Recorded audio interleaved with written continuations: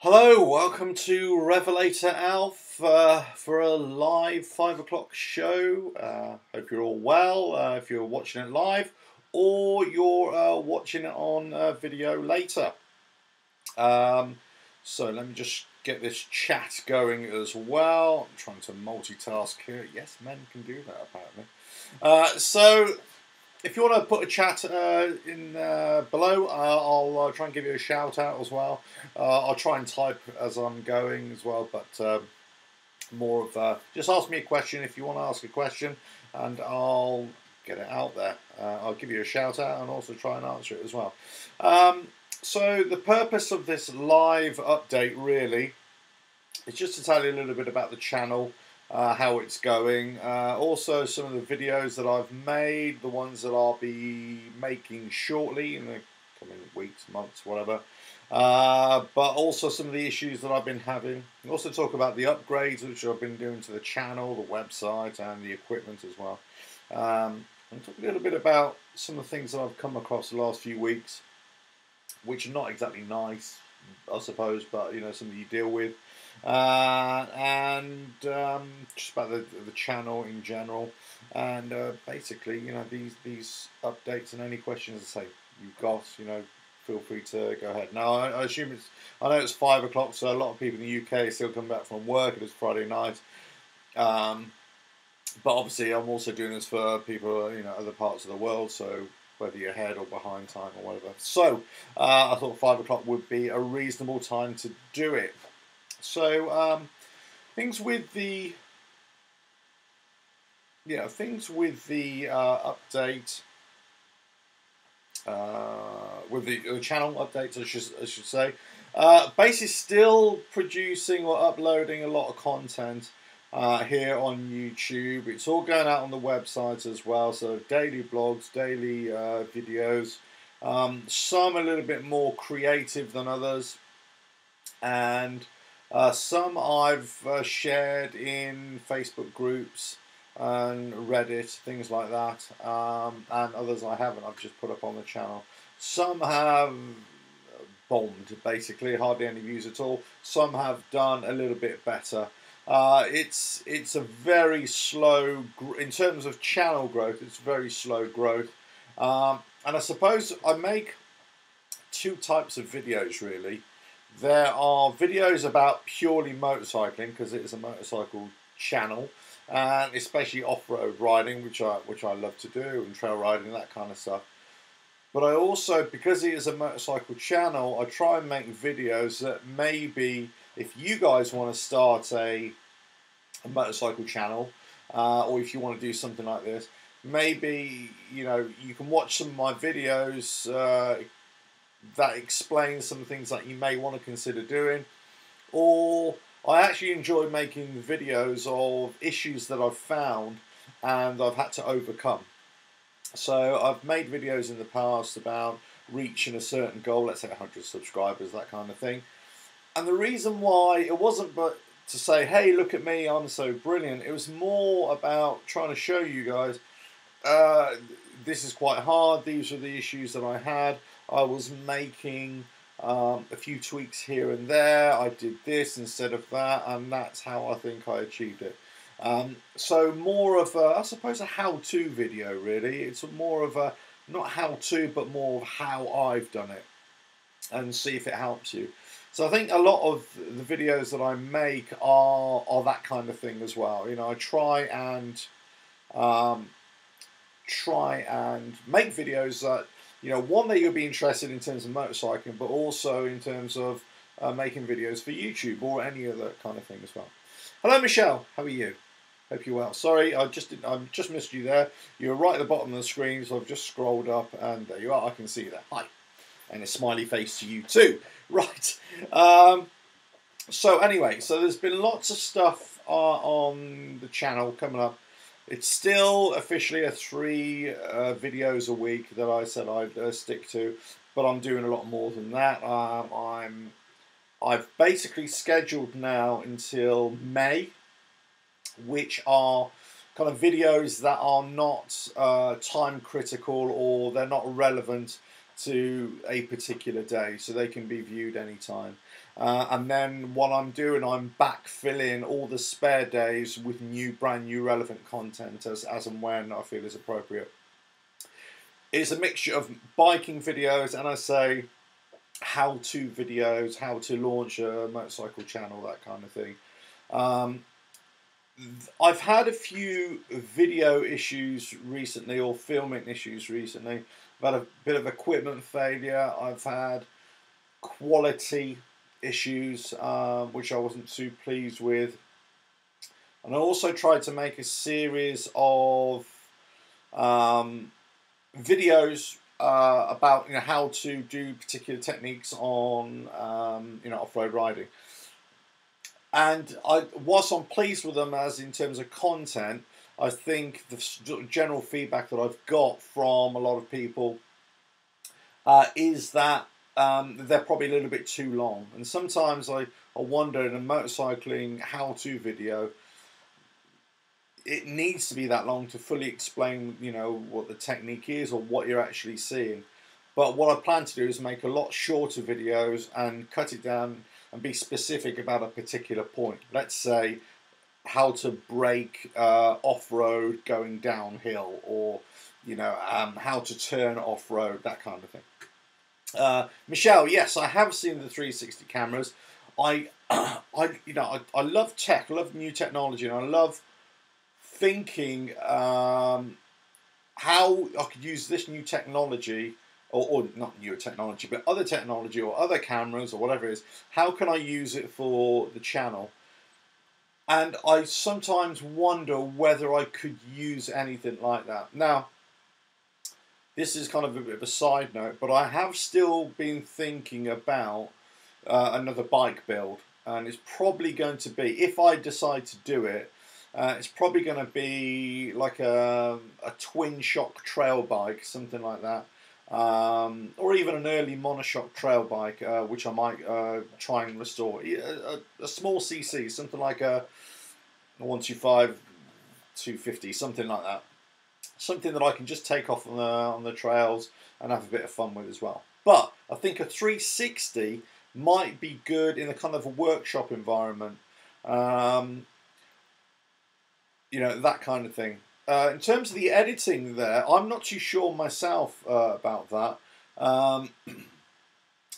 There is a feature on YouTube to allow you to do it, and to upload it. Now, the sort of general feedback that I've got from people using or trying to use 360 in their videos, it's just they haven't really found a place for it. They're not really sure whether they're going to be usable or not. And I think that's what you've got to ask yourself. If you're going to use this new tech, these new cameras, how are you going to use it for your channel? Or if you're not even considering it for your channel, it's for another application.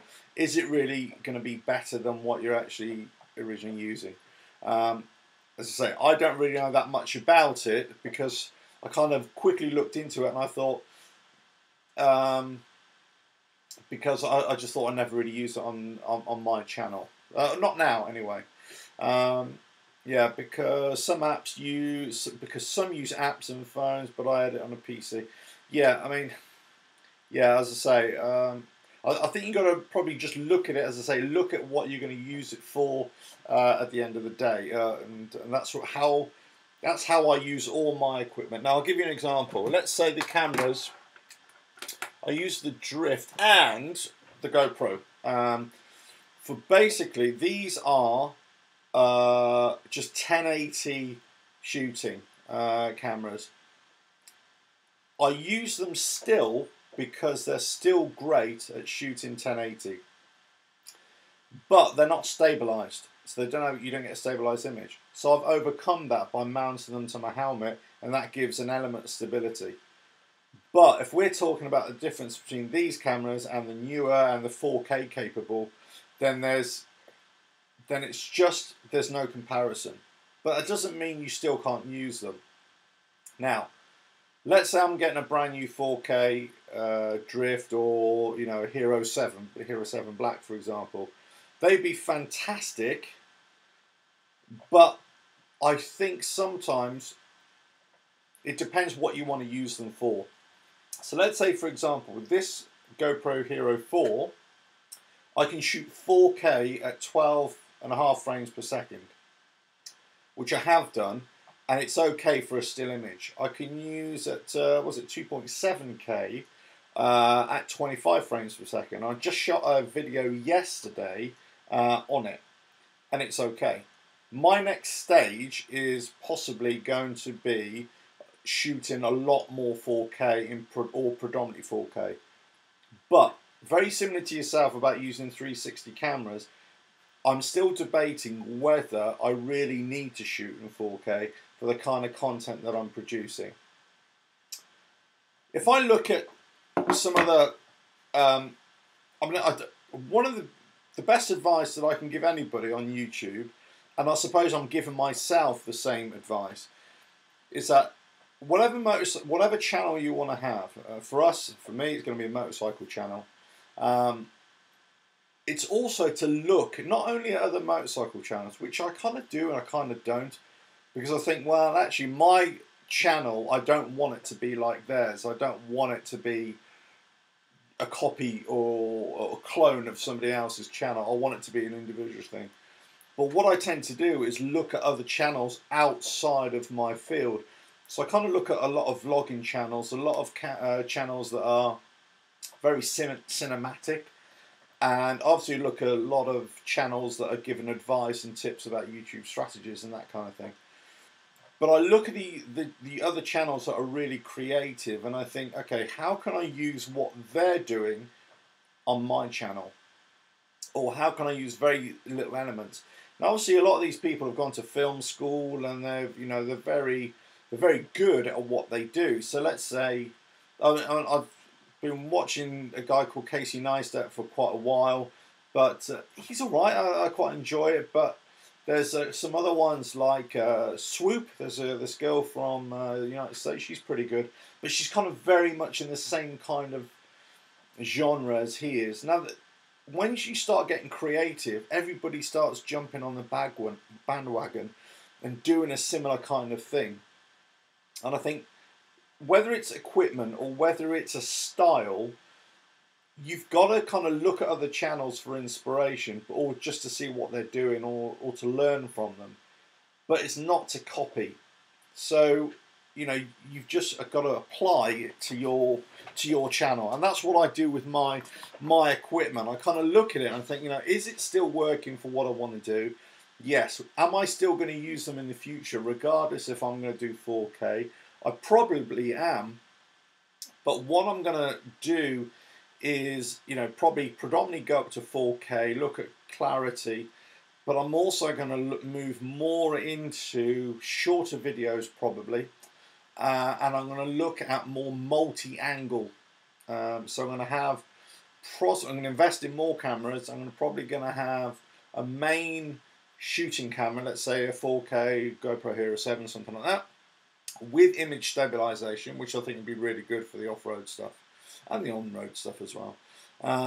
But have fixed cameras around on the ground or tied to a tree, so I can spend more time on a trail but producing a shorter video. Then I can take elements of cinematic elements from other channels, and then also look at this kind of story element of videos. Now, it's very hard, I think, to do a how-to video in a story, but I actually prefer telling stories, and I prefer creative writing as opposed to writing about a particular subject in a technical sense. But I think sometimes I'm better at the technical writing or better at the how-to videos rather than the creative stuff. So, just like anything, there is a work in progress, and this channel is a work in progress. And what I'm finding is that although I enjoy really making the riding videos, and I enjoy sharing those videos to you or to anybody, I think even from my point of view, I can see that they are too long. Unless you're specifically interested in a riding point of view of the whole trail and getting a running commentary along the way, which is what I kind of started out doing. I think otherwise you're going to find them too long. So I think I need to mix it up a little bit. I still want to produce those videos, but I think I'm going to, you know, get the shorter ones. And I think, you know, even for you, Michelle, I think, you know, they're more digestible. I think in general terms, you know, we've got to think about how much time are we going to be in front of the camera, in front of a laptop or a phone, watching a video. And I think, you know, 10 minutes, something like that, is a good long video. I think anything longer than that now, I think, you know, I have to look at that. But the shorter ones, like a 3-4 minute video, that's pretty much what I'm aiming for, to do more kind of smaller how-to videos. Again, work in progress, whether I achieve it or not. Yeah, let's see. Right, okay, so yeah, so I've had a few technical issues recently. I had a few camera issues, which I've sort of fixed. I've changed SD cards, upgraded those as well. I've been sort of I've been doing a bit of outdoor shooting and indoor shooting as well, mixing that up a little bit. I've kind of been investing in lighting. That might be a little bit brighter. Now for smaller bits, I've got one of these sort of lights that you can put on an iPhone or a smartphone, and that's actually good for illuminating the face. But I actually use this, because it's a small one, just for a bit of side filler as well. In my workshop, the man cave, I've also got sort of floodlights, really, which I've sort of adapted to use inside. So I'm doing a bit more studio, you know what I mean, indoor filming work. And that's, I think I'll be doing a lot more of that as well. But as I say, the upgrades are on. I will definitely be looking to upgrade the cameras, but I have upgraded the computer this week, and it's working a lot better. So I went up to a solid state hard drive, and I increased the RAM on the computer, and it's working a lot better. And it's helping this whole process, this YouTube process, a lot better. About creating videos, editing videos. When you're multitasking, you're trying to edit, but you're also trying to create thumbnails and all that kind of stuff. And you're trying to import lots of different things. It just seems to be working a lot quicker. So that's working. It's the best thing I did, really. I'm glad I chose to improve the background stuff that people never see, rather than the equipment. But at some point, you know, it's about at the end of the day, it's about the content. It's about producing content that you're gonna like and you're gonna enjoy watching, but also that you'll be able to take something away from, whether you're entertained, whether you find it funny, or whether you know, you can learn something about riding. In my case, right. So that's that. Now, interestingly.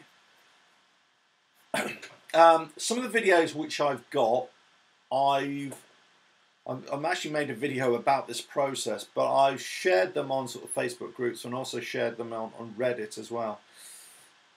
And I don't know if it's the right thing to do. Now, I always share the videos that I make, every single video, on my individual social media timelines and platforms. But I'm just wondering whether sharing them in sort of Facebook groups and things like that is of any benefit at all.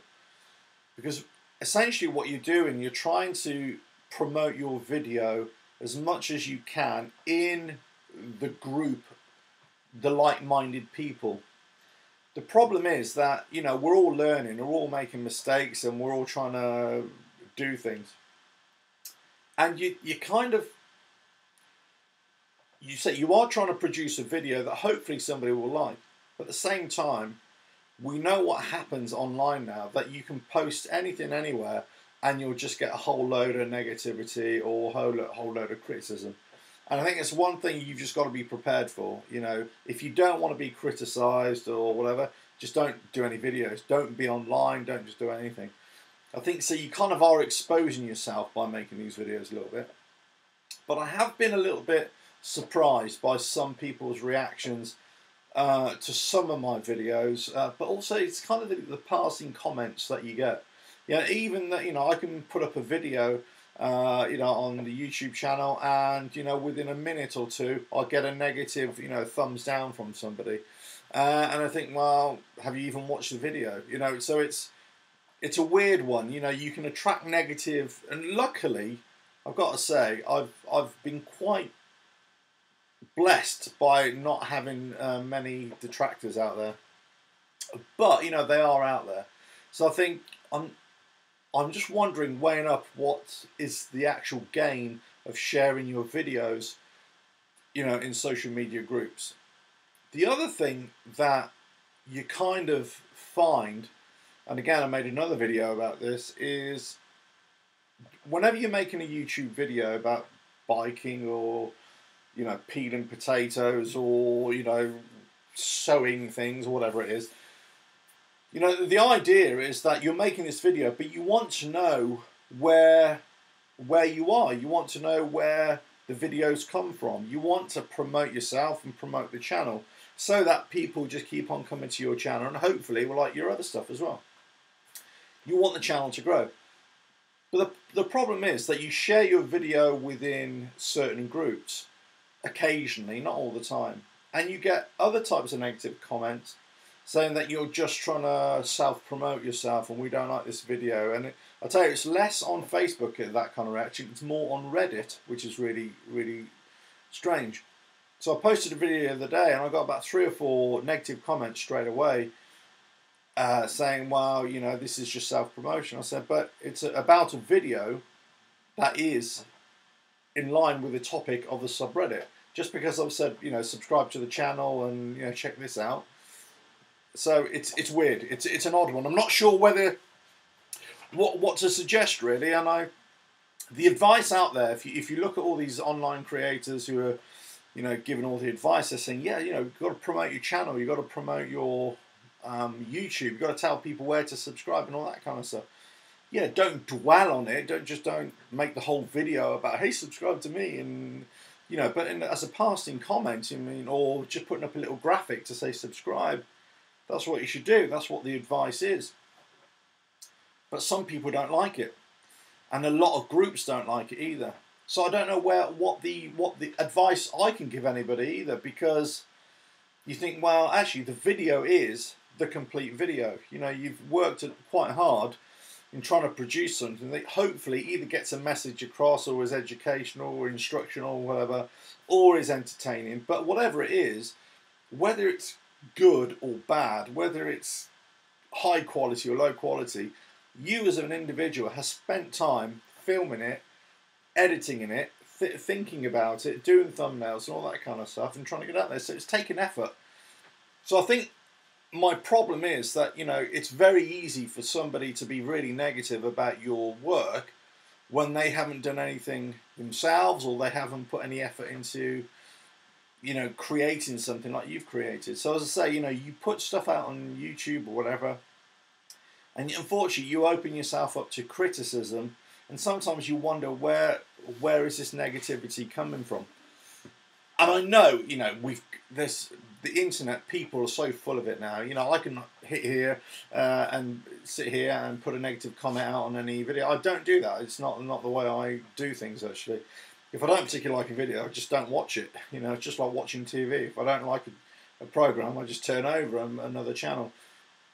I think people feel empowered to be able to criticise you for whatever reason now. The only way I could see about, you know, sharing your videos in groups now is to not have any of that, you know, subscribe to this channel type intro or graphics on there. Just, you know, you can say, okay, this is my channel, and just have the raw footage or whatever you want to show. I don't know. It's difficult. It's a difficult one to say which is the right way to go. I think maybe a compromise is just to be very short with your intro, very short with trying to publicise your channel, and then take it from thereafter. What I've done recently, and I took some good feedback, which was negative feedback from a Facebook group, is that I just put in, I don't really say a lot or too much now, well, in the upcoming videos about, you know, hey, subscribe to me and check out this and check out that and look below, and I've kind of cut that down a lot. So it's a very short intro now. But I put a couple of graphics up right at the start of the video. It's a subscribe one for about 3 or 4 seconds, and leave comments below 3 or 4 seconds. And I put it right at the end of the video, about 25 seconds, 30 seconds before the end of the video. And that's it. And I pretty much, if it's a really long video, let's say 12, 13 minutes, something like that, then I'll put another one in the middle. But that's about it. So it's kind of, it's there, but it's non-intrusive really. And I think that's possibly what it's hacking people off. It's kind of, people just want to get on with the video rather than listen to you drone on about, oh, subscribe to me and look at my channel, you know. Yeah, it is. You know what? It is a lot of work. You know, making these videos, and you know, coming up with the ideas and trying to improve and trying to think of things that people want to watch. I think that's one of the most difficult things about YouTube. Is creating something that is going to be watchable, and I haven't mastered it yet. It's taken a while. I think I've got it right in certain circumstances, but I've failed completely in other videos as well. So it's difficult. I mean, this is why I love doing this. I've actually really started to enjoy doing this live streaming now, because it's just raw. It's completely unfiltered, or whatever the term you want to use. It's just, you know, I've got some bullet points here, what I want to talk about, but that's it. You know, there's no sort of production. It is just what it is. But yeah, making the videos, making the channel, or trying to grow the channel is a lot of work. And you know, so we've got full-time jobs, we've got families, whatever. But this is kind of, for me, it's like a full-time job and then some. You know, it's probably like the amount of content that I'm producing and the ideas that I'm constantly working on in the background. You know, it's it is hard work. So it's an interesting one. Plus, I've also putting videos on another platform, which I told you about, Cocoscope, a couple of live streams ago, and also the website as well, which, you know, obviously I'm still working on. So I've got the shop there and everything now, but it's, you know, that was a quick plug, wasn't it? You know, no, it's a lot of the stuff in the background on the website is still being developed, as I say. So again, a lot of the stuff I do, you know, that is related to that as well. So it's a constant process, a lot of work. And I say, yeah, am I going to do more road riding vlogs? Do you know what? I actually started doing that a while ago. No, I'm just trying to think. A couple of years ago, on my other channel, which I had, I did that as well. But then I just stopped producing on that one, and then I started this channel up. I started doing road riding vlogs, and I kind of similar to the adventure riding vlogs, the off-road riding vlogs, and I was talking about different elements. I was talking about road hazards, riding techniques, that kind of thing. And I really liked, and I didn't really enjoy that side of it, but I really enjoyed sharing a journey, if you know what I mean. So on the channel right now, there is a playlist called Moto Explore, and that is kind of derived from the road riding vlogs which I was doing before.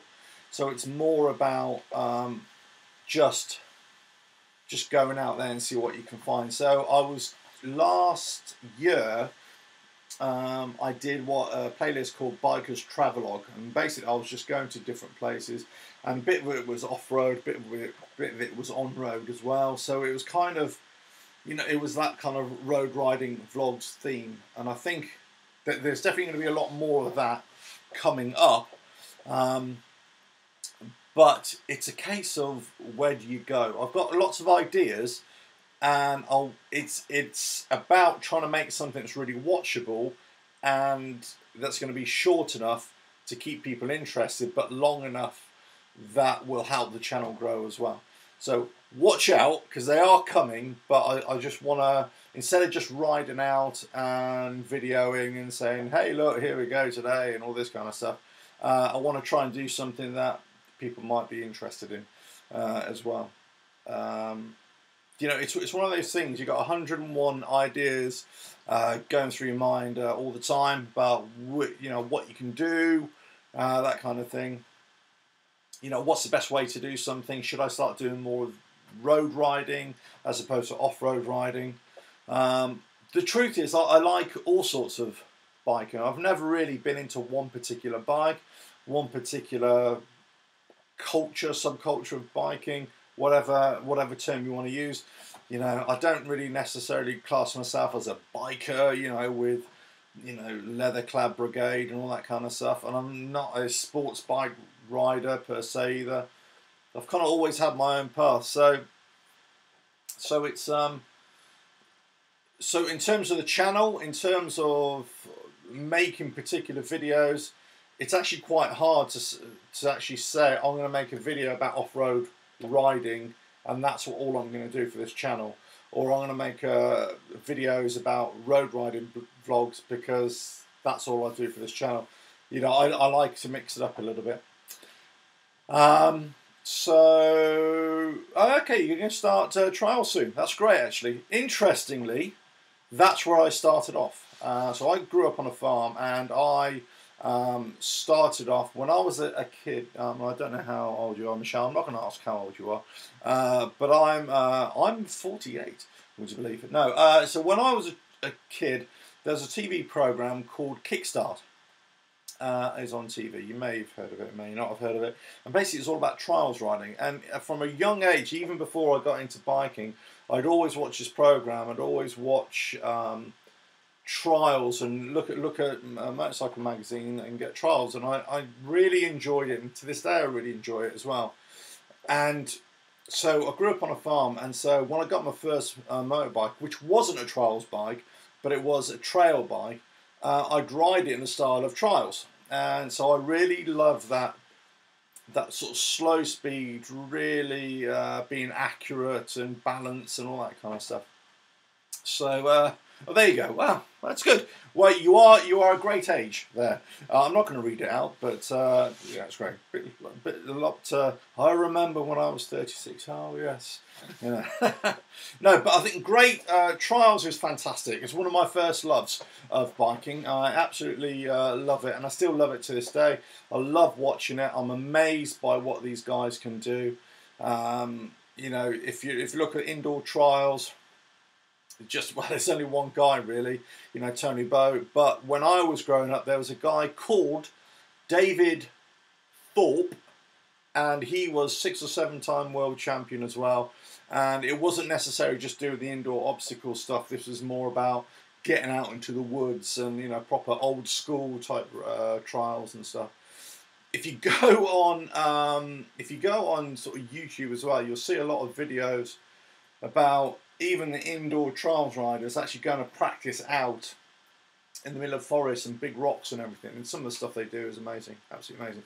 But again, it comes down to power to weight ratio, small physical sized bikes, being able to, you know, get up onto things. So it's technique as well, you know. Yeah, look, it is, and that's the beauty about doing trials, because, you know, it's really hard to find that balance point. And you're kind of just, and it is about shifting weight. And when I do my off-road riding videos, I talk about you shifting your weight and your body, you know, all the time. And you're making small adjustments all the time, going forwards and backwards, you know, left and right. And that, you know, that's so evident in, you know, for trials riding and all off-road riding as well. Look, I think there are different techniques for road riding and off-road riding as well, or whether you're doing trials or anything like that. Totally different applications. And, you know, braking is one of the big issues, you know, for road riding and off-road riding. If you try to brake like you do on the road, off-road, you'd be off within 2 seconds. You know, I always say this, you know, off-road riding, braking, it's more of you think ahead. Imagine you're in a boat and you have to, turn the boat. You can't just turn it straight away. You have to kind of think ahead and let it all happen. It's exactly the same with braking off-road. You've got to squeeze the brakes and let it come on. Now, you could put the brakes on really hard. The chances are you're going to flip off straight away. So, that's exactly the same. But, no, off-road riding, I love it. I grew up with it. Then, when I was about 17 or 18, 17, yeah, I got into road riding and I took everything on the road. It's just one of those things, over the years, I kind of stopped doing off-road riding and I was just on the road all the time. Various bikes, whatever, and then when was it? About a few years ago, I got a present, actually. That's what it was. I got one of these off-road riding presents for Christmas. Or was it a birthday? Anyway, I went on it and I thoroughly enjoyed it. I thought, I haven't done this in years, and it was great. And it was interesting.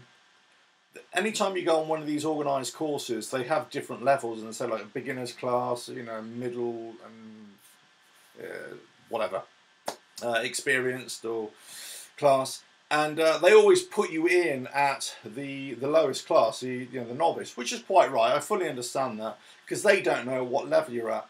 But actually, the one that I went on, and there was a couple of other guys. We all started off as this novice, but then we weren't. We were all enjoying it, and we got into it straight away. But that was a real eye-opener as well, and it brought back a lot of memories, and that's what sparked, my love to get back off-road again, and that's why I suppose I wanted to make the videos and make a channel about not only saying, hey, I'm really experienced, and I'm a great rider, and you've got to listen to me, It was never about that. It was more about, look, this is my journey, this is what I'm seeing, what I'm experiencing when I'm riding off-road or on-road. Look, maybe you've got you can get some benefit from it as well. And hopefully that comes across. Hopefully that comes across in the videos as well. That I'm just, it's just about sharing experiences. And, that's my story, if you like. For each video, it's about starting the video, having the middle part about, showing the journey, if you like. I'm big into my journeys and explaining the journey, and then you're getting at the destination, and whether you're dog-tired, sweating, whether you've fallen off your bike a couple of times, but you can get to the end of that video, and you can reflect and tell the tale. And that's the style of videos which I like making. Same with MX bikes. Untrack those Ruts. Yes, crikey. Oh, you've watched too many of my videos, Michelle. Yeah, I absolutely hate ruts. I always have done. Ever since I was a kid, I used to go in and out the ruts all the time. I was doing trials on the farm, but I was also into scrambling, motocross, that kind of thing as well. And it's one of those things, motocross bikes, smaller bikes, they're easy in relative terms, just to go in and out of ruts over ploughed fields, that kind of thing. Anytime you get a really big bike, heavy bike, my God, it is tough. It's tough work, and you could easily lose your balance and flip the bike. But yeah, ruts are a pain in my derriere, dare I say it. But anyway, so I mean I suppose that's what I always wanted to show everybody. I say on this channel, it's about growing the channel. Yes, it's about hopefully getting more and more subscribers and getting people to watch the videos and all that kind of stuff. But essentially, it is about showing you a journey from getting on the bike, going to try out a new trail or a new road journey or a new place at a point of interest to go and check out, and it is about getting there, having a little look around, and then reflecting on it at the end of the day. And so hopefully that comes across. So I've got a few questions. Now I've had a few questions that were sent to me. So whether the persons who've asked the questions are watching or will watch later on, I should say, that's most important. I don't know. Right, so first of all, one of the questions was, how long does it take to make a video, or one of my videos? So I assume the question is relating to How long does it take to film? How long does it take to edit, and all that kind of stuff? Well, it really depends what kind of videos I'm making. Now, I've learned over the last sort of 6-8 months to help with my own timetable, my work-life balance, and all that kind of stuff, is to do what they call batching, so make lots of videos at the same time. And I can't stress this enough. If you've got different ideas for different videos, if you can somehow do it all together, film all together, and then just do all the background stuff all together, it actually makes life a lot easier in the long run. So when I do an individual video, one video can take all day. So let's say I'm planning for it, coming up with the idea, trying to, not necessarily writing a script, but having a clear idea in my mind what I want the video to be about, setting up all the equipment, testing the light, if that works or not, thinking about different effects, now, especially now because I'm trying to move on, thinking about different effects or different styles that I want to incorporate, or different stories, if you like, that I want to try and weave through. So that takes a bit of prep time. I wouldn't say hours and hours, but it takes a bit of thinking. You set up all the equipment, obviously you shoot the video. Now, if I'm making, let's say, a 5-minute video, let's say in here, for example, or in the man cave, if I'm making a 5-minute video, that video, if I've prepped everything and I know exactly what I'm going to say, that could take half an hour, 40 minutes to make, the actual filming.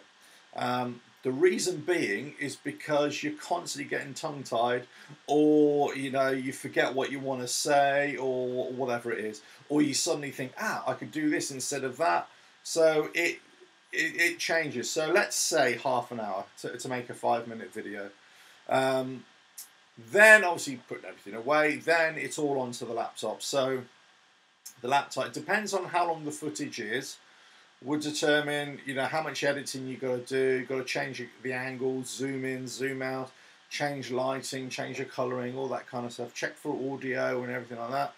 So that could take another 2 or 3 hours to do. It depends. It could take half an hour, or it could take 3 or 4 hours. It really depends. So then it's a case of uploading to the channel. Once you've sorted out all your tags, all your research about the titles, descriptions, and everything like that. Again, the actual making of the video doesn't take that long at all in relative terms. It's everything else that takes time. And then, so you could say, I would say, a whole day, like a day job, a 9 to 5, that will take to make one video, which is one 5-minute video, which is crazy, isn't it? That's if you're really trying to pay attention to quality. Now, let's say if I just wanted to bang out a video and say, right, okay, whatever it is, I don't care about the lighting, don't whatever. I'm just going to film this. It'll take me 5-10 minutes to film it, upload it, put on some crappy thumbnail, and away you go. So that can take half an hour, something like that. So it really depends, what kind of quality you want to produce and how long the video is going to be, whatever. Now, the flip side to that is, let's say if I'm going on a riding video, and a series of videos which I did recently, actually all of those, there's a series of 8 videos, 7 videos, something like that, on the adventure riding vlogs. Those 7 videos were all filmed on the same day, and basically I planned out a route for about a week in advance of all these byways which I was going to do from Berkshire into Surrey and then back again. I did one big loop of doing all these byways. So some I had ridden before and some I'd never ridden before. So what I did is, okay, from this point to this point, that's going to be one video. This point to this point, that'll be another video, so on and so forth. So I planned it in my mind exactly what it was going to be. Then it was a case of, right, going there, doing the intro, getting on the bike, filming the ride, getting off the bike, doing the the end of the video, face the camera bit. So all that took a day to film, but I got 7 videos worth of footage. So I got back a couple of hours to download it. Then it took another day to edit it all, the 7 videos. And then I say it took another day to do all the background stuff, uploading all the tags, the titles, descriptions, and everything like that. But also, every video I do is also shared to the Facebook, to the website blog as well. So it's all that. It's 24/7. It can be 24/7. I mean, it really depends how many videos you want to do, and that's it. I mean, I think one of the complaints is that I haven't got time to make these videos, or I haven't got time to this. I think, it's one of those things. You've got to force yourself to make the videos. You've got to force yourself to make the content. Because what I found is, if you don't force yourself to do it, then you let time slip on by. And I'm a great believer in just producing content. And, you're never going to make dramatic quality changes from video to video, but you can make very small changes to hopefully improve your videos over a period of time. And and be honest with yourself. What kind of videos you're making? Are they any good? And I'm my own worst critic. I'll always look at my videos and say, no, that was good, that wasn't, so on and so forth. So there's lots of time taken in making the videos, but you can also make them really quickly. Now, I'll give you an example. Let's say that's when I'm using these cameras, the action cameras, right? Or if I want to set up a video with multiple cameras. Let's say I just want to do a face-to-camera stuff on here, on the smartphone, the iPhone, which I've got. I can just film it like that, done. Yeah, I'm okay with that. I'll do it in a one take. That's really good, because I've really thought about what I want to say. Okay, fine. Take a quick photo, ching. There we go. I go onto an app, and I'll show you what app I use. I don't know if you can see it here. I don't know if this is going to work or not. It's called Snapseed. Okay, that's really good for editing photos and adding sort of titles to it. If you want to add multiple photos, sort of create a collage, like a background photo, then import another photo, there's this other one called PixArt. It's over here, this P. PixArt. I don't know if that's come up on there. So there are a couple of really great apps for making, videos on your phone. And I found actually a couple of videos just with the iPhone is it's a lot easier, especially if it's just a face-to-camera thing. You want to just quickly talk about something. You say, look, I'm here, it's like a vlog, whatever. Perfect. When I never had the YouTube channel at the time, but what I used to do, I used to be into endurance riding, long distance riding, and one of the rides that I did a few years ago now was to ride all the way around the UK in 24 hours. So I left Reading and I went to the south west, and went all the way to Plymouth, back up, went into Wales to Swansea, back out again, went all the way to Glasgow, and then to Edinburgh, Newcastle, all the way down to London, all the way around the M25 into Kent, back out again, and then all the way back to Reading. And so did that in 24 hours, and that was 1,450 miles or something ridiculous like that. But what I wanted to do at the time, because I was already thinking, actually, this would be a great way, it would be great to document this.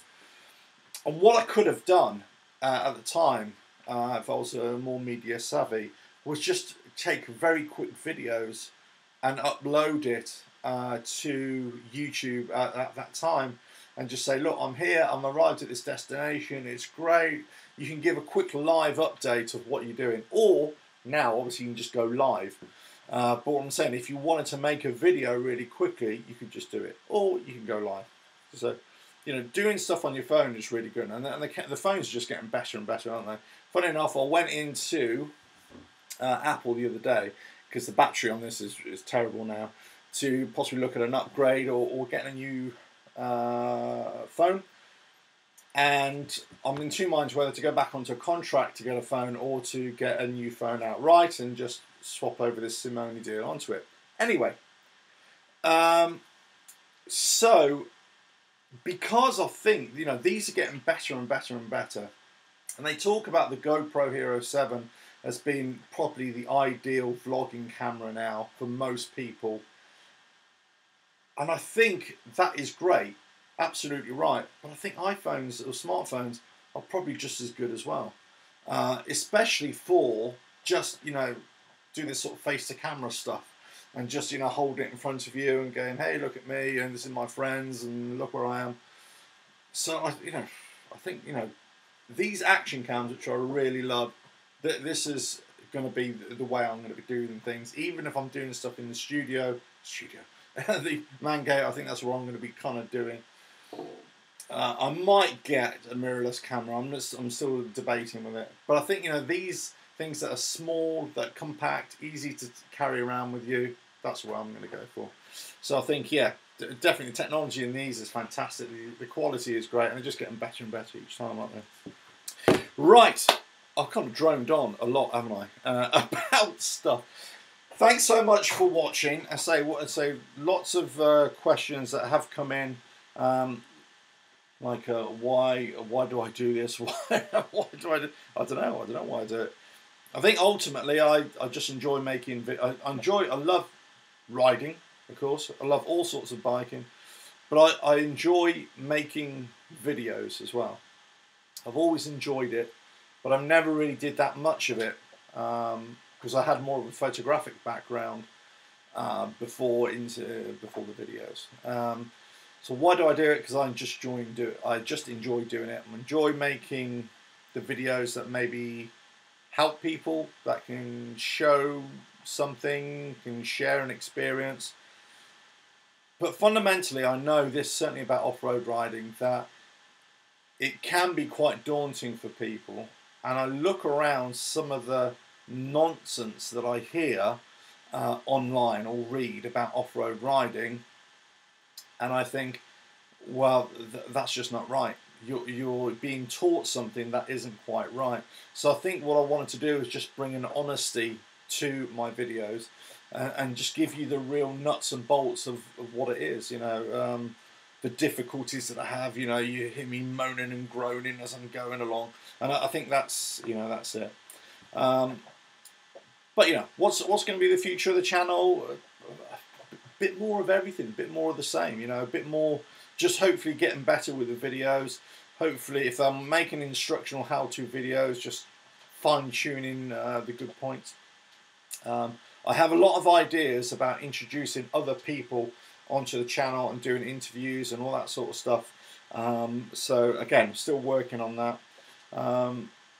Look, as I say, you know, as I said right at the start, there's the reason why I do it because I enjoy doing it. I think if you enjoy something, you just carry on with it, regardless of what other people say. There are always going to be people out there who are going to knock you down or try to knock you down and make you feel as if you shouldn't be doing this sort of stuff, or that you know nothing, you know, whatever. Do you know what? To hell with everybody else. You know, I think, you know, you've only got yourself to please, first of all. And if you're, you know, if you're happy in what you do, and then that's all that there is to it. And hopefully, if other people enjoy what you do, great. But if they don't, you know, that's up to them, isn't it? But look, you're always going to get the negative comments. You're always going to get people who think they know better than you. But you know, it is what it is. What can I say? You know, those haters out there. Yeah. Right. Anyway, but. Thank you for joining in. This is all. God, I've been rambling for an hour, really. I had a coffee here. Look, my favourite football mug. And it's gone cold. Would you believe it? Crikey. So, almost an hour. And thank you for joining me. Thank you, Michelle, for being here for the whole duration. Yes. There we go. Look at that. So, big thumbs up to you. And enjoy your riding. Hope you have a great weekend as well. And great with the trials and everything. Enjoy that. And anyway, catch you on the next video. So I say lots more coming up soon. And hopefully I'll do another live broadcast next week as well, with more updates and more chatty stuff. Right, catch you then. And well, I'll see you.